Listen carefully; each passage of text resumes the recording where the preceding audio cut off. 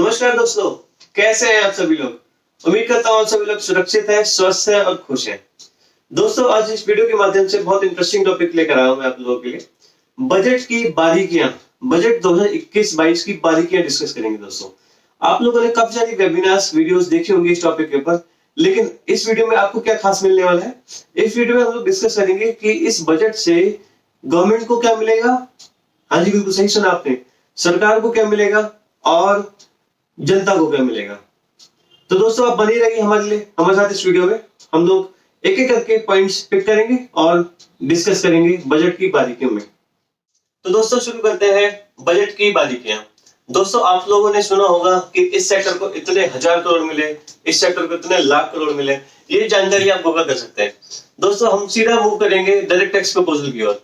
Direct tax proposal का सबसे पहला पॉइंट ये है कि इनकम टैक्स में 75 प्लस लोगों के लिए कोई स्लैब पहले नहीं था देखा जाए तो, लेकिन वो 60 से लेकर 80 तक के बीच के लोगों में आते थे।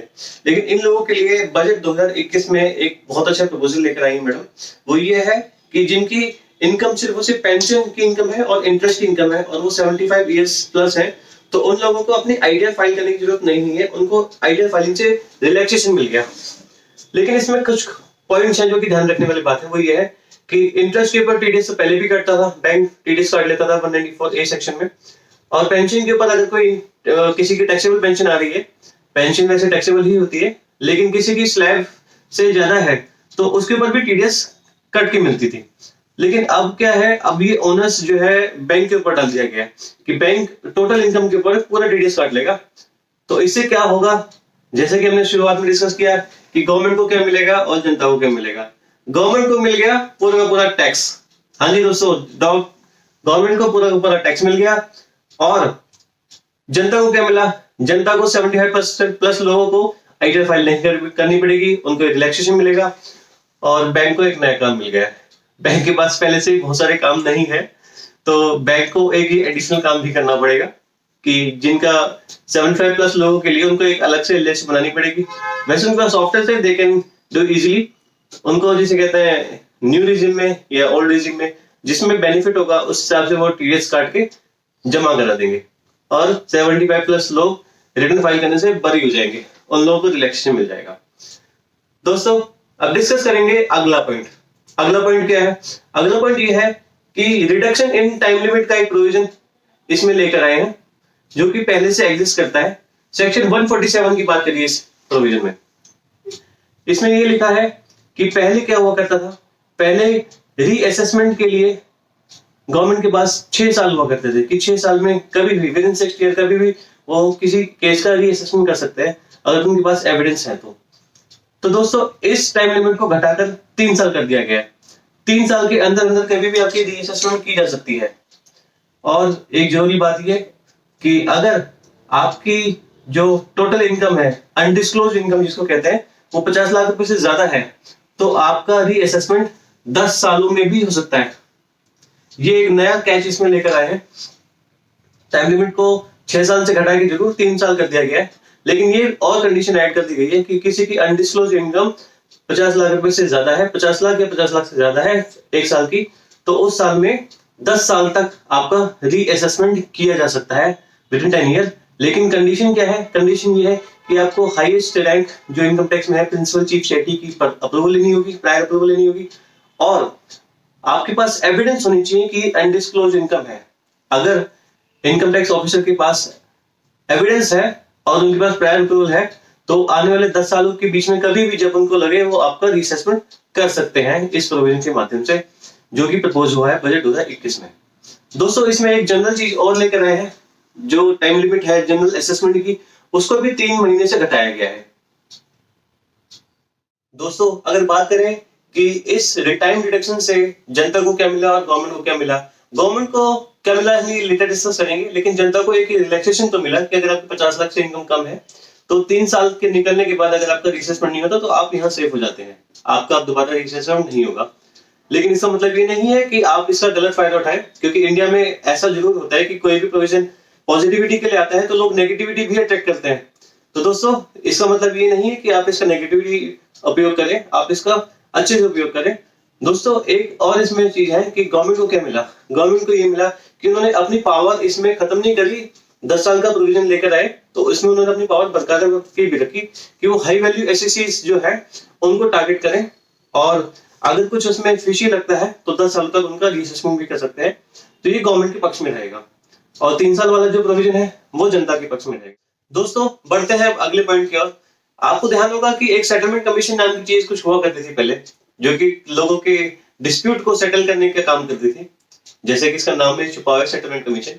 तो दोस्तों 1 फरवरी 2021 से जिस दिन से बजट आया उस दिन से सेटलमेंट कमीशन की वर्किंग निष्क्रिय कर दी गई है। Settlement commission is gone now. उसकी जगह नया एक उसका भाई बंधु आ गया है जिसका नाम दिया गया डिस्प्यूट रेजोल्यूशन कमेटी। इस कमेटी में क्या है, इस कमेटी में जिनका डिस्प्यूटेड इनकम 10 लाख रुपए से ज्यादा है वो इसको अप्रोच कर सकते हैं अपने डिस्प्यूट को सेटल करने के लिए। बस नाम चेंज हो गया है देखा जाए तो, लेकिन नया नाम नया विश्वास। तो दोस्तों बढ़ते हैं अगले पॉइंट की ओर। ये मेरा सबसे फेवरेट पॉइंट इस बजट में रहा है, वो ये है कि आईटीटी को फेसलेस करने जा रहे हैं इस बजट से। और जैसे कि पहले आप लोग जानते हैं कि सबसे पहले असेसमेंट्स फेसलेस हुई और उसके बाद अपील्स भी फेसलेस हुई, अब उसके बाद आईटीटी भी फेसलेस होगी। आईटीटी में ये भी है कि अगर कभी जरूरत पड़ी, वैसे तो सारे डॉक्यूमेंट ऑनलाइन अपलोड करवाएंगे, लेकिन अगर कभी जरूरत पड़ी तो वीडियो कॉन्फ्रेंसिंग के थ्रू हियरिंग की जा सकती है। तो ये एक बहुत अच्छा पॉइंट मुझे लगा, क्योंकि आप लोग जानते हैं कि ह्यूमन इंटरवेंशन से करप्शन काफी ज्यादा बढ़ गया था। इस पॉइंट से करप्शन के ऊपर लगाम लगाने का एक जो सही कदम इस बजट में प्रपोज किया है, ये वाकई में बहुत अच्छा पॉइंट है दोस्तों। और इस पॉइंट से हम उम्मीद भी ये भी करते हैं कि करप्शन को काफी हद तक कर्व करने की जो कोशिश है ये सफल रहे। दोस्तों नेक्स्ट पॉइंट हम डिस्कस करेंगे पीएफ कंट्रीब्यूशन के बारे में। दोस्तों इसमें एक इंपॉर्टेंट बात जो इस बजट 2021 में आई है वो ये है कि अगर पीएफ कंट्रीब्यूशन डिडक्ट कर लेते हैं, एम्प्लॉय डिडक्ट कर लेता है और टाइमली डिपॉजिट नहीं करता, तो उसको एम्प्लॉयर कंट्रीब्यूशन की रिडक्शन जो इनकम टैक्स में लेते थे एज एक्सपेंस वो नहीं मिलेगी, वो एक्सपेंस अलाउड नहीं होगा। अगर एक दिन का भी डिले है दोस्तों, एक दिन का भी डिले है तो ये एम्प्लॉयर की डिडक्शन, एम्प्लॉयर कंट्रीब्यूशन जो एक्सपेंस मिलता था वो अलाउ नहीं होगा। दोस्तों ये यहां तक मुझे लगता है कि ये हार्डशिप है, ये हार्डशिप है सही में, क्योंकि एक दिन तो डिले हो ही जाता है और देखा जाए तो कभी कभार कुछ अनसर्टेनिटीज भी हो जाती हैं, अनफोर्सिन्स भी हो जाती हैं, उसके चलते अगर ये डिले हो जाता है तो ऐसा नहीं है कि उसको एक्सपेंस अलाउ ना हो, ये एक हार्डशिप है, इसको एक बार रीथिंक करने की जरूरत है।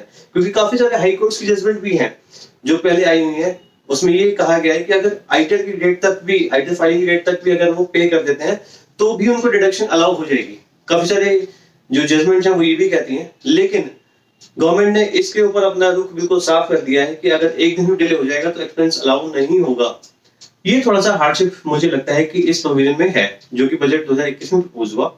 गाइस अगर एक और चीज के ऊपर डिस्कस करें तो वो ये है कि इंटरेस्ट के ऊपर भी इन्होंने कुछ बात करी है।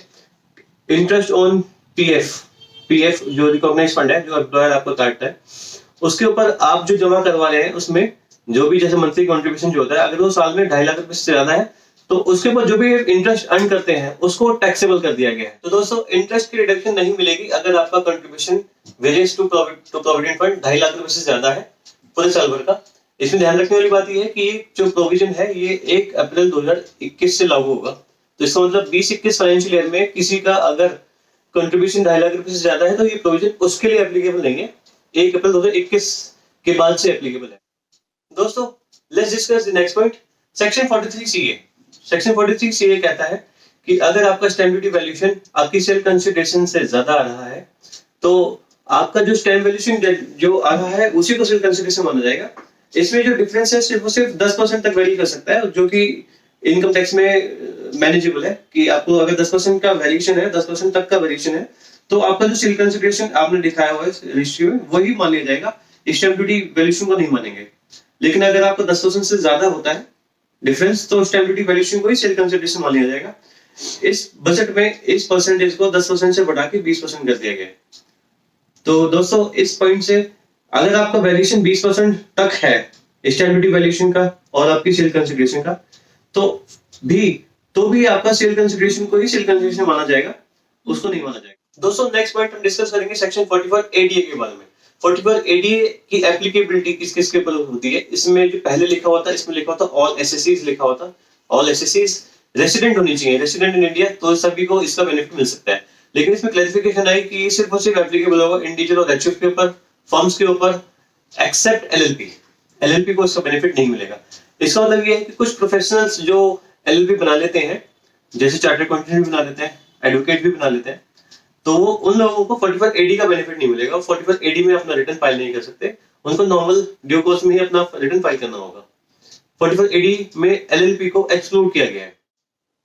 दोस्तों, इस बजट में कुछ टैक्स बेनिफिट को एक्सटेंड किया गया है, जैसे स्टार्टअप्स का जो टैक्स हॉलीडेज है वो 31 मार्च 2022 तक एक्सटेंड किया गया, और सेक्शन 80EE की जो रिबेट है, जो डिडक्शन जो मिलती है, उसको भी 31 मार्च 2022 तक एक्सटेंड किया गया।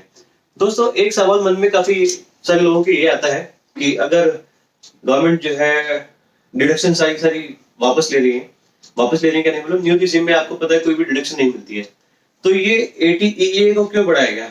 मुझे जहां तक लगता है ओल्ड रिजीम अभी भी ऑप्शनल, बल्कि न्यू रिजीम जो है वो भी ऑप्शनल है। ओल्ड रिजीम में अगर किसी को टैक्स कम लगता है तो वो ओल्ड रिजीम में भी टैक्स कैलकुलेट कर सकता है। तो ऐसे लोगों के लिए 80EE का बेनिफिट 1 साल के लिए और बढ़ाया गया कि अगर जिन लोगों को बेनिफिट लगता है वो इसमें अपना रिटर्न फाइल कर सकते हैं, इसको ऑप्ट करके। दोस्तों, डायरेक्ट टैक्स प्रपोजल्स में जो सबसे इंपॉर्टेंट चेंज जो मुझे लगता है वो ये है कि 44AB सेक्शन के अंदर, 44AB सेक्शन के अंदर जो कि टैक्स ऑडिट से रिलेटेड है, जिसमें वेरियस एसएससीज की टैक्स ऑडिट की लिमिट दे रखी है कि किस किस लिमिट के बाद उनका ऑडिट होगा। तो दोस्तों, इसमें एक जो बिजनेसमैन की जो लिमिट है 5 करोड़ की जो लिमिट थी उसको बढ़ा के 10 करोड़ कर दिया गया है।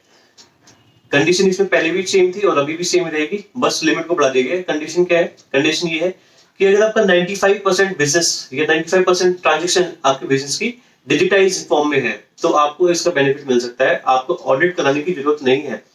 दोस्तों, इसको अगर एनालिसिस इस तरीके से किया जाए कि 5% 10 करोड़ का 50 लाख रुपए होता है, जो कि एक हैवी अमाउंट होता है। इस हैवी अमाउंट को आप कैश में खर्च कर सकते हैं, बल्कि आप कैश के खर्च कर सकते हैं।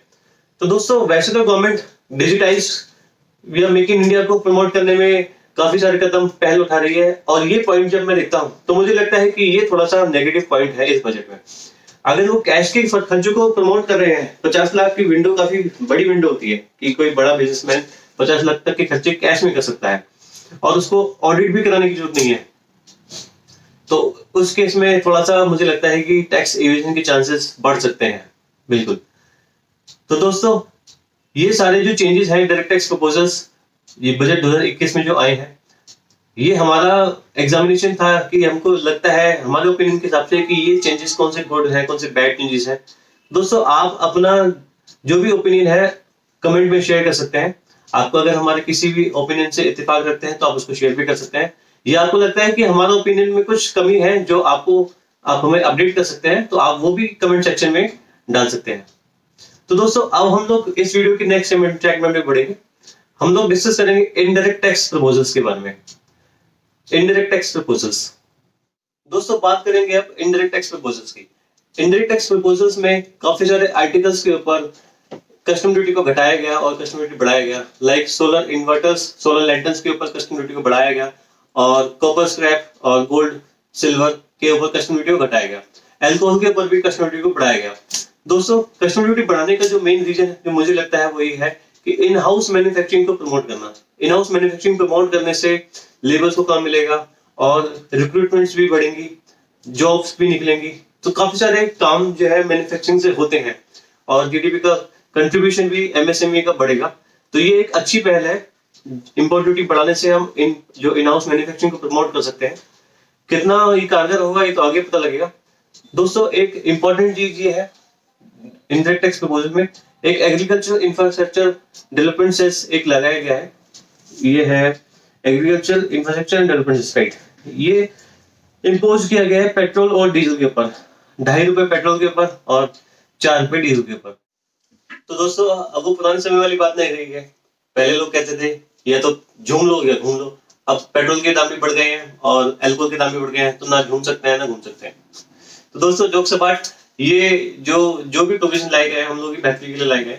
एक इंपॉर्टेंट चेंज जो हम लोग जीएसटी में डिस्कस करते हैं अब वो है कि सेक्शन 16 को अमेंड किया गया। 16 में अमेंडमेंट ये डाली गई कि आईटीसी जो जीएसटी 2A और 2B के हिसाब से भी क्लेम किया जा सकता है। ये सेक्शन 16 में अमेंड किया गया और सेक्शन 50 में अमेंडमेंट किया गया जो कि रेट्रोस्पेक्टिव अमेंडमेंट है।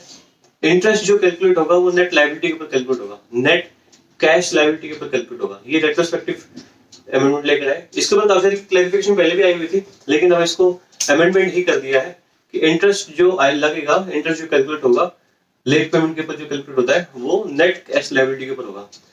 दोस्तों अब डिस्कस करते हैं जीएसटी का एक अहम चेंज जो कि इंपॉर्टेंट चेंज है, जिससे काफी सारे ड्रास्टिक या रेडिकली चेंज अब मार्केट में आ सकते हैं। दोस्तों आप लोगों को पता होगा जीएसटी 9 और 9C के बारे में। जीएसटी 9 एनुअल रिटर्न के लिए है और जीएसटी 9C जो है वो ऑडिट के लिए है। दोस्तों 9C को कंप्लीटली अबॉलिश कर दिया गया है इस बजट से। 9C की जरूरत अब बिल्कुल खत्म कर दी गई है। 9C अब नहीं लगेगा, नहीं फाइल करना पड़ेगा। 9 के लिए भी सेल्फ सर्टिफिकेशन लेकर आ गए हैं कि सेल्फ सर्टिफिकेशन बेसिस पे आप इसको फाइल कर दीजिए और जरूरी नहीं है कि आपको अब ऑडिट करवाना, ऑडिट की रिक्वायरमेंट खत्म कर दी गई है। इसका फ्रेज जो बजट में है मैं आपको पढ़कर सुनाता हूँ। सेक्शन 35 और 34 अमेंड किया गया।